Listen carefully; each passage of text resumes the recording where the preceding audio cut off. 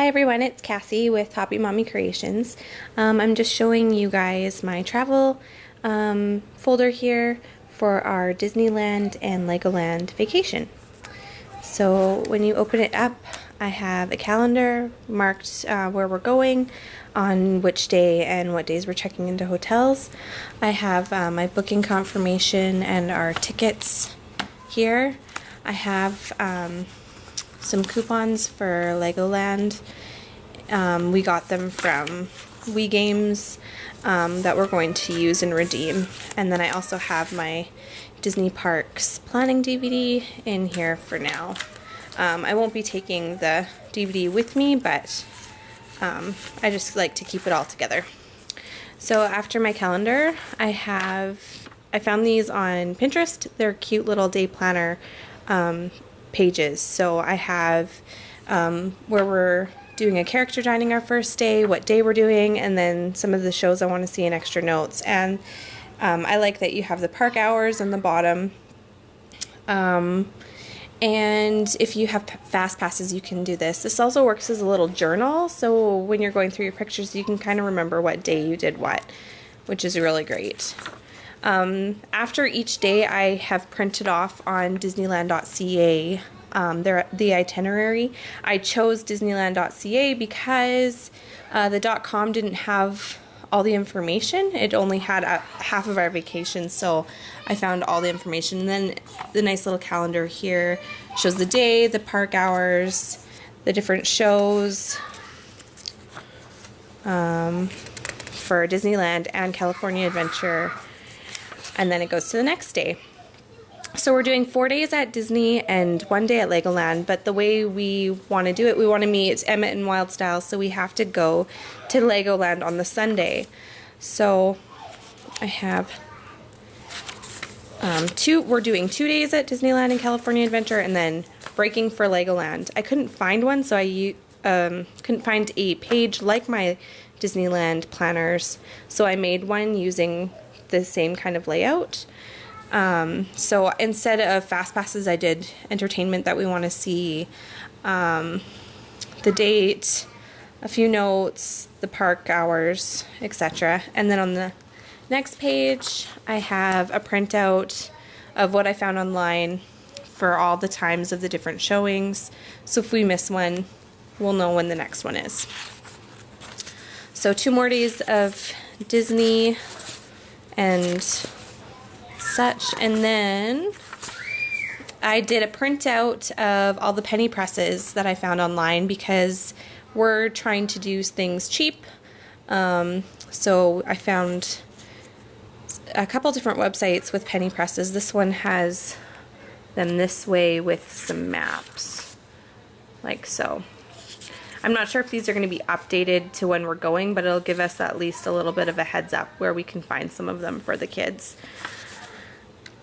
California Adventure, sorry this is wonky, Downtown Disney. And then I made some spreadsheets of dining in Disneyland. I have it by visited. I'm going to check off which ones we visited. I'm starring which ones I want. I also did a little dollar sign for the cheapest ones because we are on the cheap, so under $14.99 a person, I've done one little dollar sign beside those ones. And then they're by what area in the park, and then a little bit of a breakdown what they are.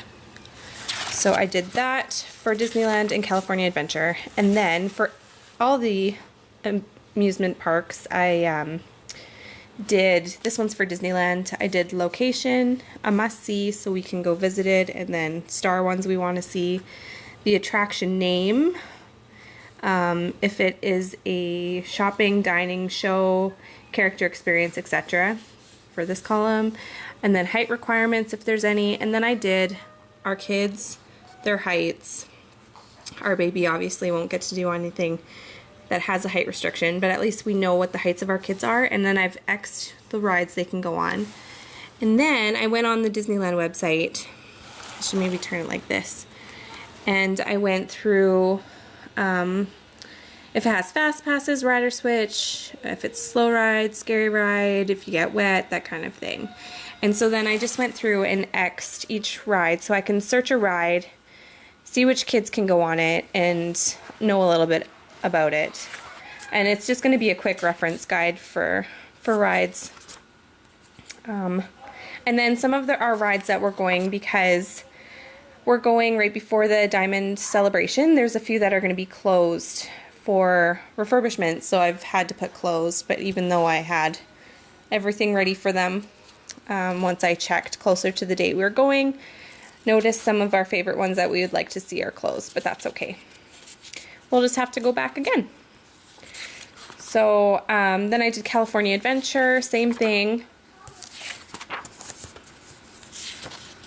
And then I did this before I did the printouts, the day planners, so this had all the shows and the times and dates, but then I ended up just printing them off online because it was neater and I had all the information. And then I did Legoland a little bit different.